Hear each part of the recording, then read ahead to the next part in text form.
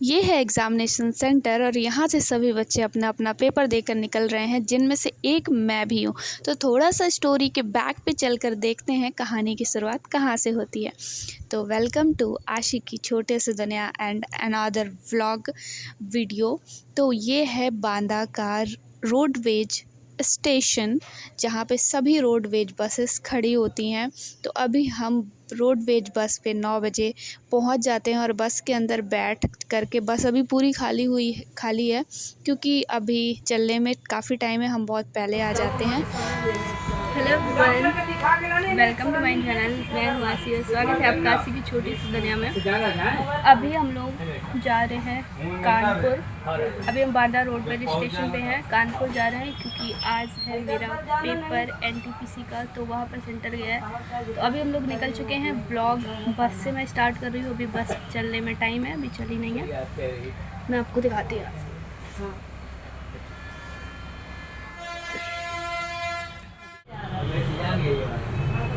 आज का व्लॉग मैं शॉर्ट वीडियो बनाने वाली हूँ, क्योंकि सॉरी सबसे पहले आप सभी के लिए, क्योंकि मेरे वीडियो टाइम से अपलोड नहीं हो पाते हैं, क्योंकि थोड़ा टाइम की शॉर्टेज की वजह से एडिटिंग में प्रॉब्लम होती है। तो इस वजह से मतलब रक्षाबंधन की वीडियो जन्माष्टमी में आ रहा है, तो उसके लिए थोड़ा सा मैनेज कर लिया करिए, ठीक है।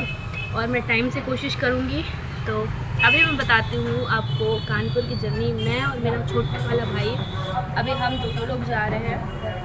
बस अब हमारी यहाँ से लग चुकी है लाइन पे चलने के लिए, और मैं और मेरा छोटा भाई दोनों लोग जा रहे हैं। और हम लोग, जिनको नहीं पता, जो मेरे डेली ब्लॉग्स नहीं देखते, तो उनको मैं बता दूँ, मैं और मेरे दोनों भाई हम सब रूम लेकर यहाँ बांदा में रहते हैं, मतलब ऐसे रेंट का, पढ़ाई करने के लिए। तो अभी तक जाने का जितना भी मेरा मौका मिला, मैं लास्ट टाइम सीटेट का एग्ज़ाम देने आज से 2 साल पहले कानपुर गई थी।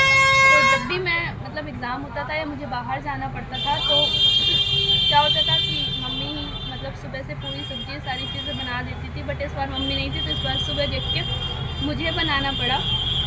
तो मैंने जल्दी जल्दी सुबह उठ के बनाया, और 9 बजे हम लोग अभी यहाँ रोडवेज स्टेशन पहुँच चुके थे, ताकि जल्दी से जल्दी पहुँच जाए। मतलब टाइम तो हमारे पास काफ़ी है, 3rd शिफ्ट में हमारा एग्ज़ाम है, लेकिन मतलब मुझे ये है कि टाइम से पहुँच जाए, ठीक है। छोटे छोटे पार्ट 1 पार्ट 2 करके ब्लॉग आते रहेंगे।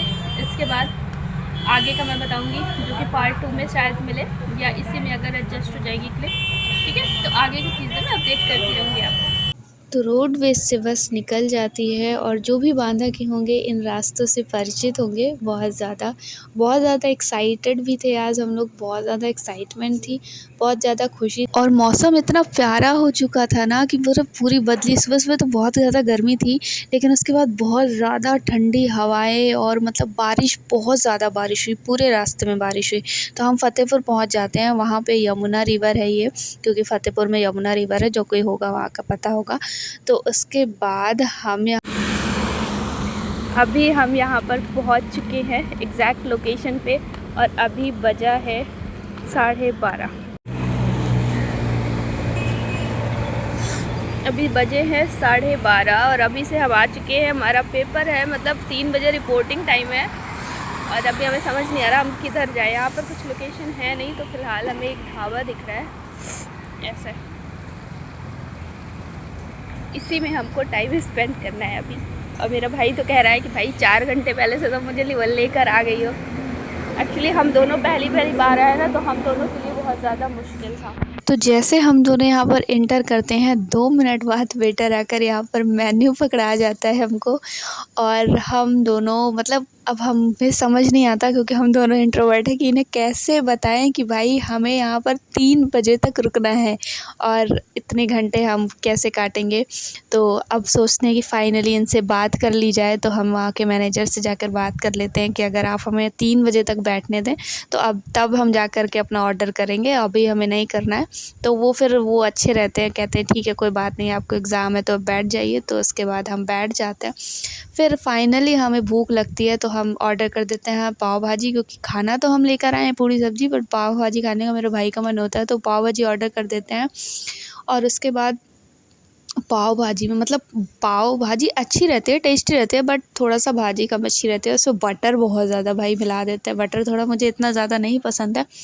तो और पता है, सुबह से मतलब मुझे सुबह से जुकाम हो गई थी, उसकी वजह से धीरे धीरे दोपहर होते होते तक इतना ज़्यादा आगे आ चुका था कि बहुत बहुत ज़्यादा परेशानी हो रही थी। ऊपर से एक चेयर में इतने घंटों से बैठना, सफ़र करके आए हो, ऊपर से बुखार, तो फिर बहुत ज़्यादा दिक्कत हो गई थी। इसी वजह से मैंने फिर खाना पाव भाजी खाई, फिर उसके बाद हमने अपनी पूड़ी सब्जी खाई, फिर उसके बाद मैंने दवा भी खाई है। हम इतने ज़्यादा बोर हो चुके थे ना कि मतलब समझ ही नहीं आ रहा था कि ये टाइम कैसे कटेगा, और इतना लंबा मतलब पेपर है। फिर उसके बाद आज ही जहाँ तक होगा पॉसिबल होगा तो हमें रिटर्न पे लौट आज रिटर्न भी का होना है, हमें बांदा वापस जाना है। और फिर तबीयत ऊपर से इतनी ख़राब, इतना ज़्यादा गुस्सा भी आ रहा होता है कि भाई क्या हो रहा है, पहला एक्सपीरियंस था और ऐसा था। तो पाव भाजी खाने के बाद मैं हैंड वॉश करके आती हूँ और आप लोग को मेरी शक्ल दिख रही होगी भाई, बहुत ज़्यादा फ़ीवर, मतलब इतना ज़्यादा मुझे फ़ीवर चढ़ा होता है। फिर उसके बाद ये है एग्ज़ामिनेशन सेंटर जहाँ पर हमारा पेपर है और इसके अंदर हम सबका एग्ज़ाम चल रहा है। भाई ने वीडियो बनाया और जैसे ही एग्ज़ाम ख़त्म होता है मैं बाहर निकल कर आती हूँ। यहाँ पर आपको बंदर दिख रहे होंगे कितने ज़्यादा, इस वजह से मेरे भाई ने सही से वीडियो भी नहीं शूट किया कि शायद उसे लग रहा था कि फ़ोन छीन कर ना ले जाए बंदर। तो इस वीडियो में थोड़ा सा मैं दिखूँगी तो पहचान लीजिएगा कि मैं कहाँ पर हूँ। तो उसके बाद जैसे ही मैं निकल कर आती हूँ, मतलब एग्ज़ाम मेरा ठीक ठाक गया, मतलब इतनी एक्सपेक्टेशन नहीं थी जितना, मतलब सही गया मैं कहूँ। ऑनलाइन पेपर था, सही गया उस हिसाब से। तो उसके बाद जैसे ही हम लोग निकल कर आते हैं, अब सीधा पापा का फ़ोन आ जाता है कि सीधा बस अगर मिल जाए तो सीधा वापस आ जाओ। तो हम वापस से हमारा जो एक्चुअली में जो एग्ज़ामिनेशन सेंटर होता है ना, वो एकदम हाईवे पे ही होता है, कानपुर जस्ट बॉर्डर पे, जैसे इंटर करते हैं कानपुर वहीं पर होता है। तो वहाँ पे बस वाले नहीं रोक रहे थे, हमें बहुत ज़्यादा दिक्कत हुई, बहुत ज़्यादा टेंशन थे कि भाई 6 बज गया है, कैसे अंधेला होने लगा था और कैसे लौटेंगे। तो इस चक्कर में हम वीडियो बनाना भूल गए बहुत। तो बस फाइनली हमें एक बस वाले भैया रोक देते हैं और हमें बस मिल जाती है। बहुत ज़्यादा आते समय बहुत ज़्यादा बारिश हो रही थी, बहुत ज़्यादा अंधेला है और थकान तो आप देख सकते होंगे, इतनी ज़्यादा थकान है ना, मतलब लगता है अब सीधा सो जाओ। लेकिन पता नहीं, समझ नहीं आता है कि क्या ही करें, फ़ोन चलाने का भी नहीं मन कर रहा होता है। मैं तो सो भी जाती हूँ, लेकिन भाई इतने ब्रेकर लगते हैं ना, इतने ब्रेकर लगते हैं कि सर कभी इधर टकराता है, कभी उधर टकराता है।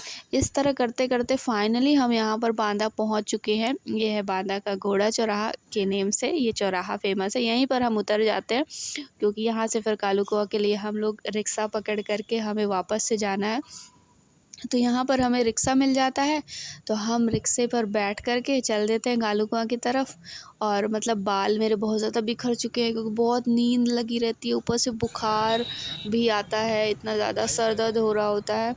तो फाइनली उसके बाद फिर हम पहुँच जाते हैं घर और फिर लगता है भाई सीधा सो जाओ, लेकिन अभी हमको खाना भी बनाना है, मतलब खाना भी खाना है, अभी हमने भूख भी लगाई होती है हमें बहुत ज़्यादा और हमें इतना टाइम नहीं मिलता।